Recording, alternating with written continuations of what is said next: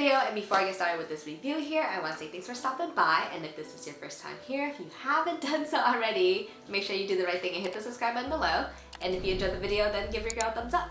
So to celebrate my birthday, I want to do something special for my subscribers, so for every video that drops in the month of December, I'm going to do a fresh giveaway. So if you like free things like free Supreme stuff, free CAW stuff, Atlas or Oaklandish gear, because I always try to support my local businesses, make sure you watch the entire video to see what I'm dropping next.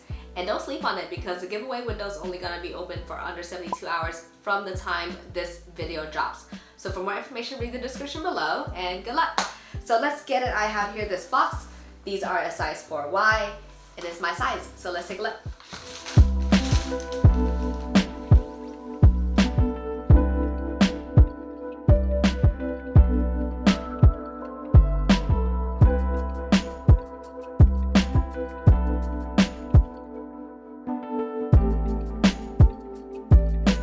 These are the Air Jordan 1 Retro High in the black and metallic gold colorway, and I am so in love with these shoes. I think they're straight fire, and I think it's because I always really liked the colorway, but I was never able to get my hands on the high cut version, because in 2003 when they dropped the mids, I loved the color, but I didn't like the cut.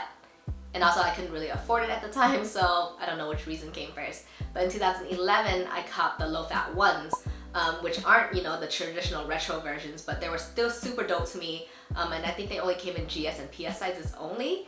And so you'll see those in a little bit when I do a cross comparison. But when pictures of these leaked, I knew I had to get my hands on these.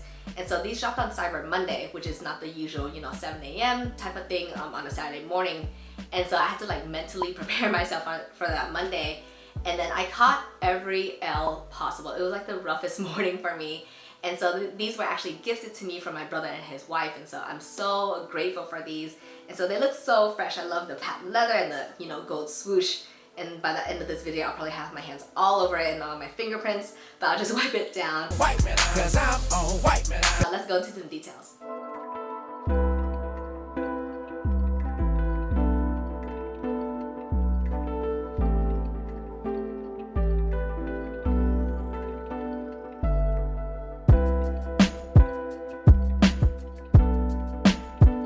So hanging out on the left shoe here are the extra set of laces, and this is in a gold color, and the shoe already comes pre-laced with this classic black color here, and they're both flat laces, so if you want to switch it up and swap them out, you can. And so I'll do a lace swap for the on-feet look, so make sure you stay tuned for that. The entire upper of the shoe is made out of patent leather, so you see a very shiny, high gloss finish to the shoe. And there's only two different colors going on, so you see either black or metallic gold. Whereas in 2013, those black and metallic gold ones had a white midsole, and then the outsole, I believe, was like gold speckles on it. Sprinkle me, man. Sprinkle me, man. Sprinkle me, man. Sprinkle me. But I really liked how it was a white midsole, so it gave it a really nice pop of color, right? Or just contrast. And so it's very similar to the Friends and Family pair that dropped in the 80s. So those had a white midsole and a black outsole. So if they had brought those back, it would have been game over. So these are a lot more similar to the 2003 mids or the low fat ones because the midsole is just black with a black outsole here.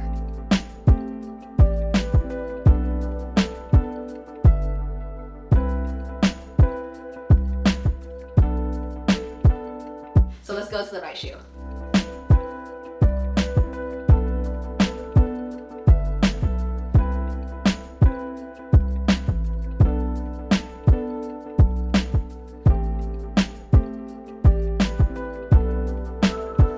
Right shoe, and on this ankle collar here you see the Wings logo that's imprinted in gold and it's debossed, and I just realized that there's like a lot of depth to this, and compared to the left shoe it looks a little different, so if you can see the differences here.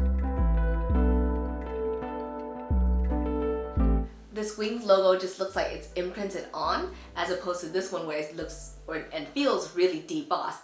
So it's really interesting. It doesn't look bad, it just, you know, has discrepancies between the two shoes, and I'm not sure why that is. For this quarter panel here, you see the metallic gold swoosh, and in my opinion, I think that's the best feature on the shoe. And then back here for the collar is the same metallic gold color, and then same here right below the ankle collar with this little piece on the lateral as well as the medial. And I'm not really sure why they did that. They should have just made it black and kept it OG, but instead they made it gold, right? And it's not like I could cover it with my pants because my pants are tighter around the ankles, because if I didn't wear those type of pants, I would look like a walking pillowcase. So it doesn't look bad, but it could look better.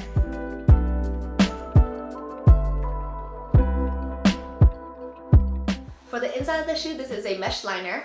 And then for the insole, if I can take this out, this is a black insole and it says Nike Air with a swoosh in a shimmering gold, and it's almost like a gold foil.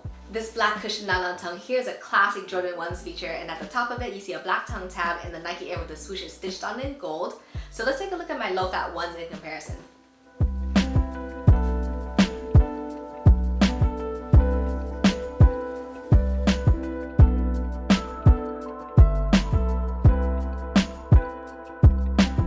These are the Air Jordan low fat ones from 2011, and I still think they look really good.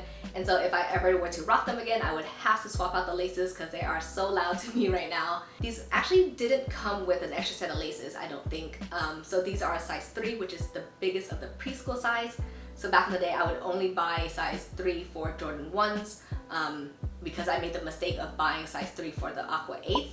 And they didn't come with, you know, the bells and whistles that a normal shoe would have. Aqua 8s only had Velcro, so it didn't have shoelaces, and those were a size 3, so I had to buy another pair that's a size 4 or a size 3.5 so that it would have all the features, right? And so the Jordan 1s didn't really have all those other things, and so I bought a size 3, and so I might still be able to fit these, but let's do a comparison. For the back of the shoe, you can see some differences there. So on the high tops, there is a gold collar but a black tab that connects both sides of the swoosh, whereas the low tops have a black collar and a gold tab. And then for the low fat ones, there is a Jumpman on the heel. For the inside of the low fat ones, it kind of feels like the liner of my satin black tone ones or even my satin snakes. But then for the 2020 version or the high top version, it's made out of mesh, so it feels like there's a lot more texture going on and it feels a little bit more rough. Another huge difference between the two shoes can be found on the tongue.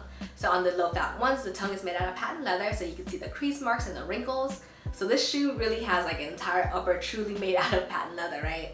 Whereas the OG ones have a cushioned nylon tongue.